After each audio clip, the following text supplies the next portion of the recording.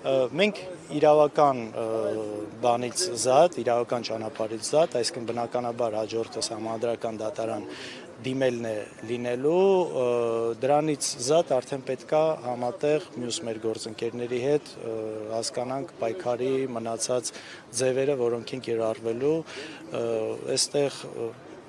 սա մի հոգու խնդիր չէ, թեկուզ բարգավաճի մանդատների հարցներ, բայց սա ընդհանուր ընդդիմության խնդիրն է ու կարծում եմ, որոշումները պետք է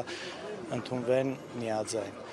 Նաև ուրիշ աղաղակող իմիջիայլոց ապօրինություն կա, որը դեռ վերջնական հաստատման փուլում կլինի, բայց մեր նախնական հետազոտությունները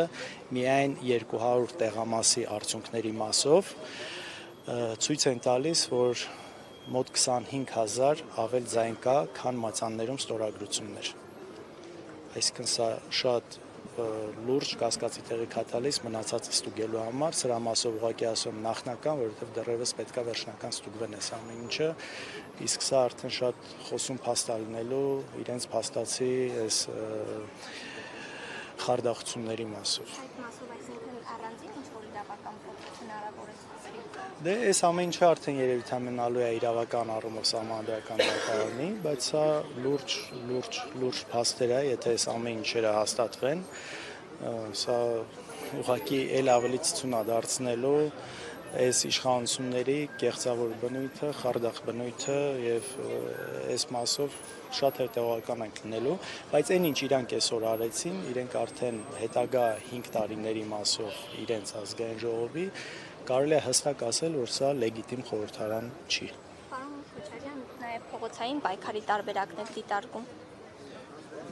Ամեն ինչն էլ ինձ թվում է պետք է այս պահին դիտարկել, նորից կրկնեմ, սա միայն մեր որոշումը չպետք է լինի, այստեղ նաև գիտեք, առավելագույն ձայներ ընդդիմությունից մենք չենք հավաքել, այլ ուժեր կա եւ այստեղ ընդհանուր խորհրդակցելու հարց կա, դրա համար թույլ տվեք ինձ հիմա ինչ որ բաներ չասեմ, առանց վերջնական այս խորհրդակցությունները ունենալուց մինչև այդ խորհրդակցություններն ունենալա։ Պարոն Քոչարյան, ներողություն եմ խնդրում, քիչ ուշ միացանք, մամուլը գրում էր, որ Ռոբերտ Քոչարյանին թույլ չեն տվել Զվարթնոցից երկիրը լքել, ինչ խնդիր է առաջացել, ինչու, ինչի հետ է կապված։ Հերթական ապօրինությունն է, ուղղակի պարզապես օրը ցերեկով հերթական ապօրինությունն է այս իշխանությունների կողմից։ Նման իրավունք չունեն անելու, մենք դրա համար նախորդ հայտարարել էինք, որ պետք է մի քանի օրով մեկնի, որպեսզի իրենք չփորձեն նորից ինչ որ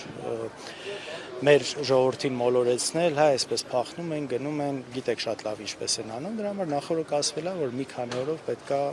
մեկնի արտերկիր ու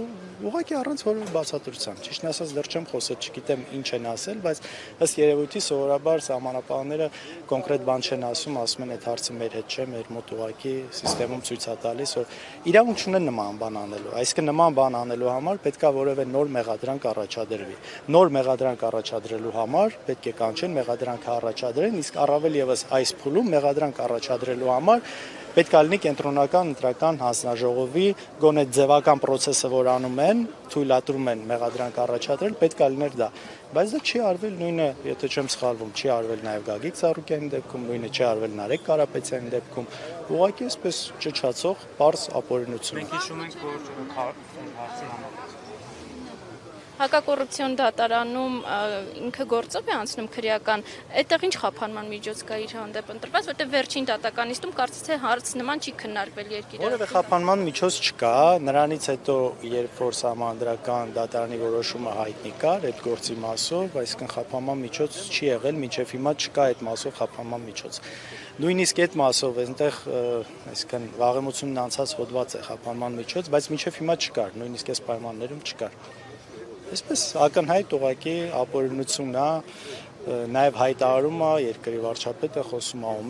ինչ պետք է անի, չգիտեմ, ունեզրկի, նստացնի, այս անի, այն անի։ Հասին կակա պետք է ասել։ Դե ինչ ասես նման մարդուն էլի, եթե խոսում են ժողովրդավարությունից, այդ ամեն ինչից ու դրան զուգահեռ երկրի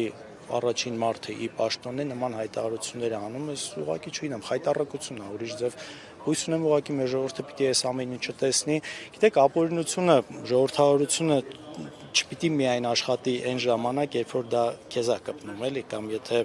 ինչ որ մի քաղաքական ուժի հանդեպ դու ունես կոնկրետ բացասական վերաբերմունք, ուրեմն պետք է ասես դե լավ, իր հանդեպ թող ապօրինություն անեն, որովհետև եթե այսպես մենք նայենք, այդ ամեն ինչը ամեն մեկի դռան առաջ է գալու։ Երկի արգելքի հետ կապված այդ որոշումը, թե որևէ հստակ չեն ասես, հա։ Անսպասելի է, քանի որ հիշում ենք Քարոզ արշավի ժամանակ, որ Նիկոլ Փաշինյանը հստակ մի քանի անգամ հայտարարել է, որ ուզելու են գնալ երկրից, բայց չեն կարողանալու։ Այսինքն սա ուղիղ իր կողմից հրահանգ է համարվում։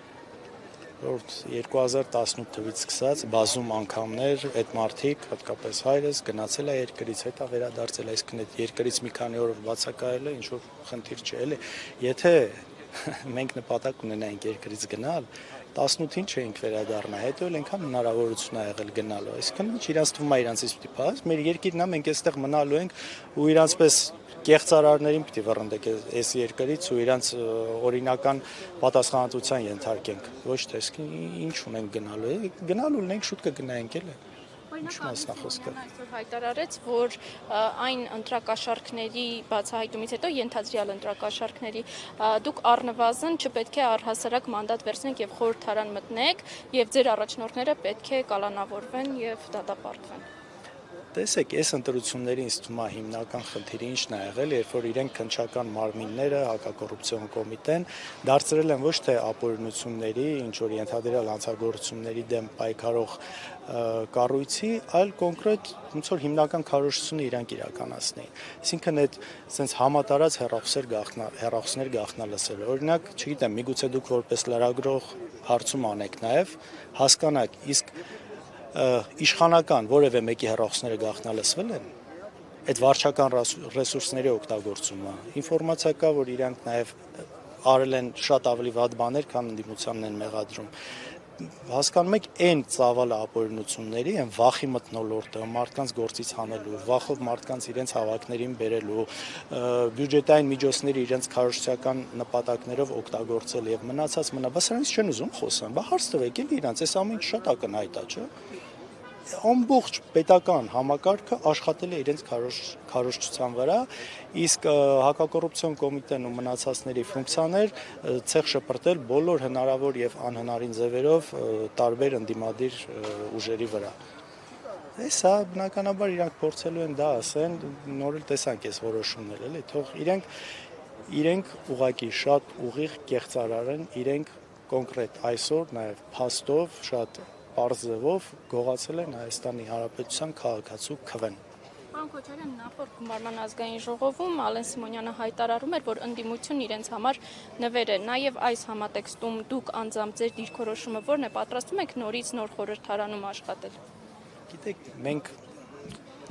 կարող է ունեցել ենք որպես ընդդիմություն մեր թերացումները, ինչ որտեղ միգուցե ավելի արդյունավետ կարելի է պայքարել, սրա շուրջ կարելի է իհարկե խոսել, բայց ես ցանկացած մեր ընտրողի, մեր քաղաքացու աչքերին պարզ նայելով կարող եմ ասել, որ մենք պայքարել ենք այնքան ինչքան կարողացել ենք, եթե ինչ որտեղ թերացել ենք, պիտի փորձենք սրա հետ կապված բաներ ընդունենք, բայց այդ հետևություններ անենք, բայց այդ իրենց ասածը հասկանում եք, մենք ամենացավալին այն է, սա կրկնելու միշտ կրկնելու են, որ իրանցպես իշխանությունը նվերա